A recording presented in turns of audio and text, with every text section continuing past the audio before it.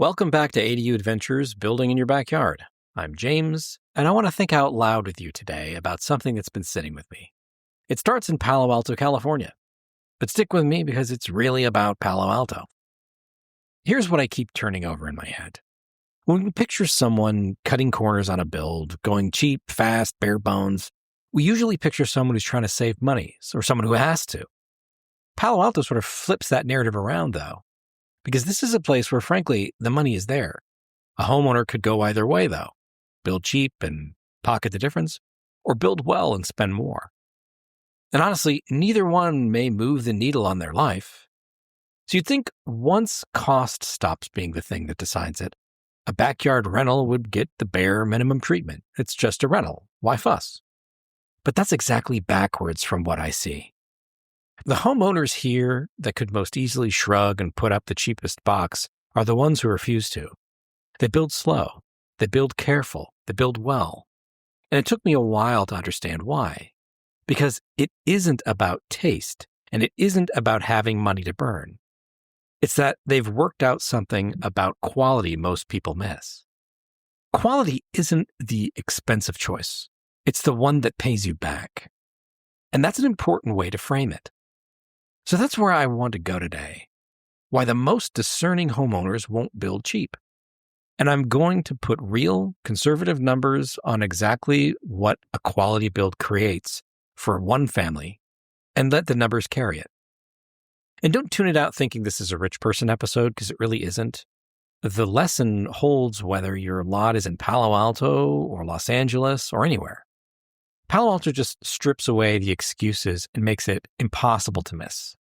So let's get into it. First, let me set the scene. Because Palo Alto, California is a particular kind of place. This is a market where the typical home is worth more than $3 million. And you heard me right. Zillow's Home Value Index puts the average Palo Alto house north of 3.1 million. Just sit on that and think about what it does to expectations. When the houses around you are that valuable, nothing gets graded on a curve. Buyers notice the difference between good and good enough. Renters notice, appraisers notice, the neighbors absolutely notice.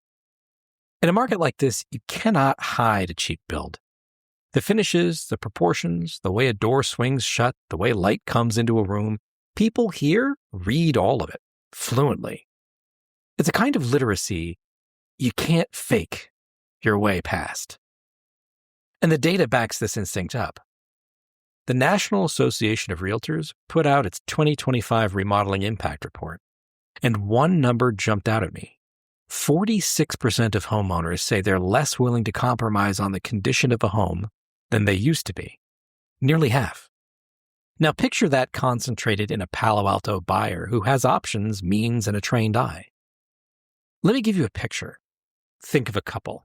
I'll call them the Tans, who came in certain that they wanted the most cost-effective ADU that would clear inspection. It's just a rental, they said. Why overspend? Fair question. So instead of answering, we took a walk, looked at the homes on the street, talked about who would actually rent a backyard unit here, and what those renters would expect. By the end of the block, they'd answered their own question. In their market, the cheap unit wasn't the safe bet. It was the risky one. Because here's what a discerning market teaches you fast. The floor is higher than you think. Build below it, and you don't save any money. You build something the market quietly marks down every month in rent, and again on the day it's appraised. So let's talk about why. Because build quality sounds like an argument about taste, and it isn't. It's an argument about return. Here's how we see quality paying you back. And it's in three ways. The first is, of course, it rents higher to better tenants. Well-built, well-designed ADUs command more and command it from people who stay.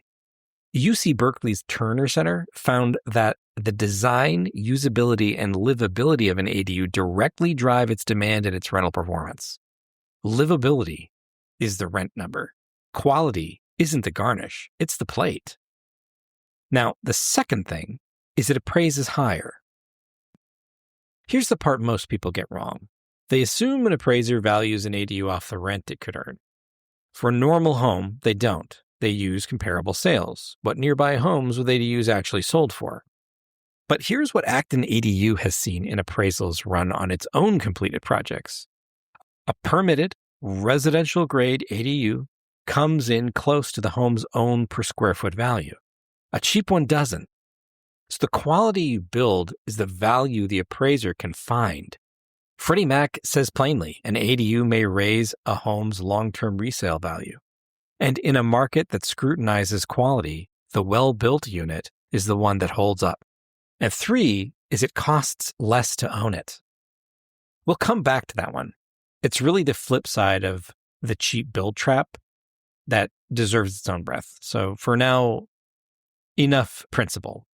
Now that's enough for principle. Let me actually put some dollars on the table conservatively and show you what a quality build may mean for a family.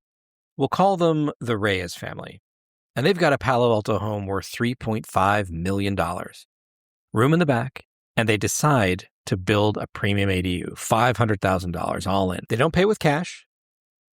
They put about $100,000 down and borrow the rest against the house, interest only, around $2,500 a month. The day it's finished, before a single tenant, before their first rent check, something most people don't expect happens. A quality permitted ADU like this appraises for close to $1 million. You say, what? How can that possibly be? Well, that's not me being generous. It's what Acton ADU has actually seen in appraisals run on its own completed builds. On a home this size, that very per square foot value pencils out. And here's the math behind that, plain as I can make it. A home like theirs runs about $1,800 a square foot. The ADU is 800 square feet.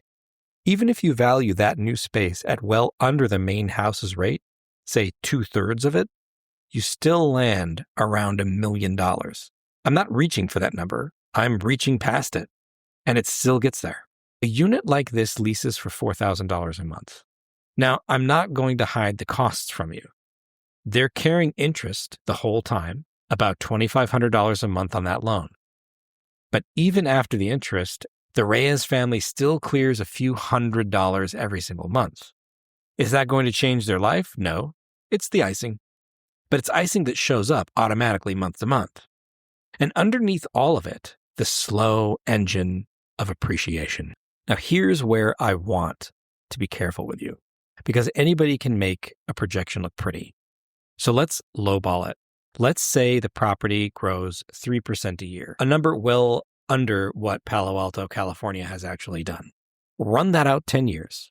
At the cautious 3%, and the Reyes family sitting on close to $1 million in total wealth, the day one equity plus a decade of rent plus appreciation built on roughly $100,000 of their own money at 3%. But 3% isn't what happened. I pulled the federal government's actual home price index for this exact metro, San Jose, Sunnyvale, Santa Clara County, which is to say here. And over the last 30 plus years, the real number isn't 3%, it's 5.8%. Run the Reyes family's ADU at that rate, 5.8 over 10 years. They're not near $1 million.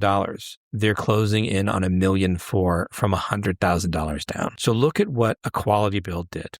Equity the day it's finished, income every month after that, appreciation compounding underneath, at a rate history put on the table, not hope. 3 returns stacked on one building in one backyard. And here's the part I need you to hear. Every single dollar of that traced back to one number, the appraisal, which is exactly where this story turns. Because here's what I didn't say out loud yet. The Reyes family's $500,000 in day one equity, it came from the quality of it. An appraiser doesn't hand you that number for square footage.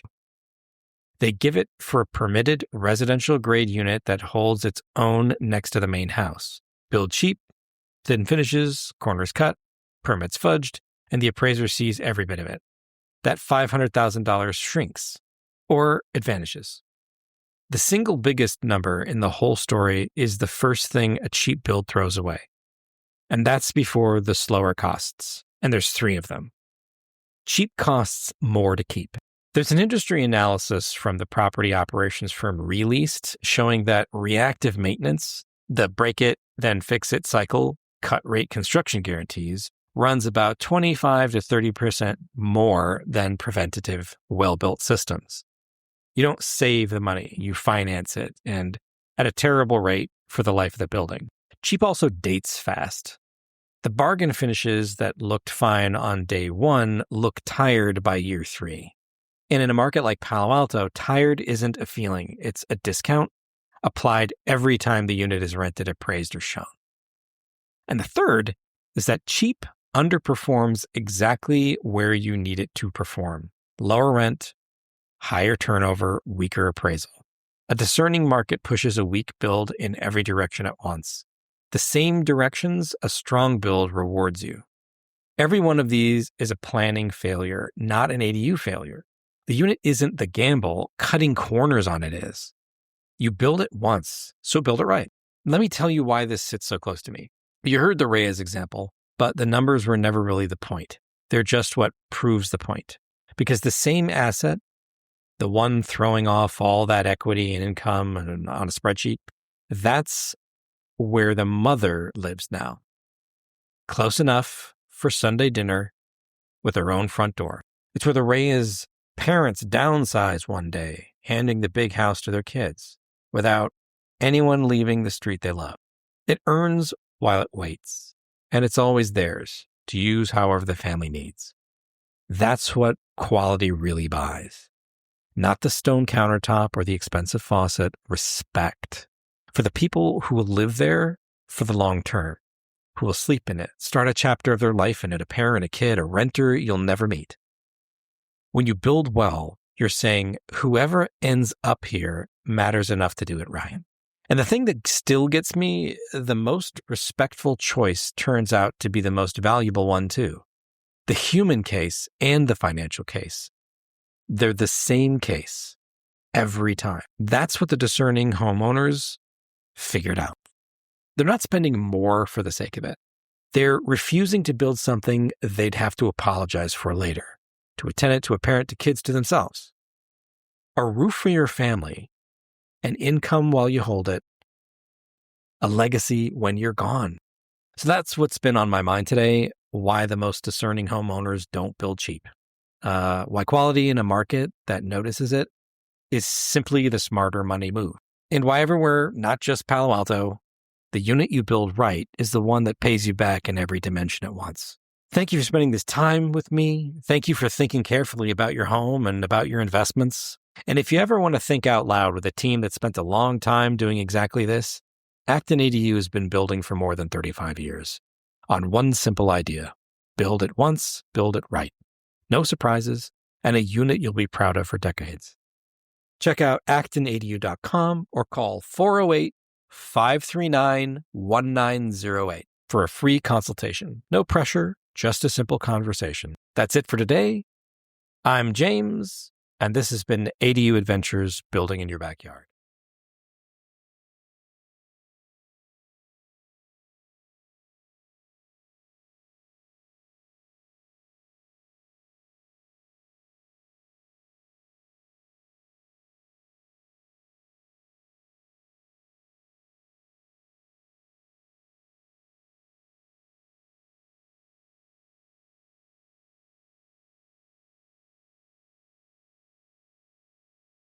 This episode was sponsored by Acton ADU, the experts in high-quality, long-lasting ADUs.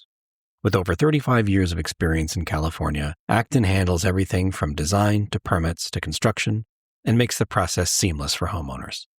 If you're thinking about building an ADU, visit actonadu.com or call 408-539-1908 to get started.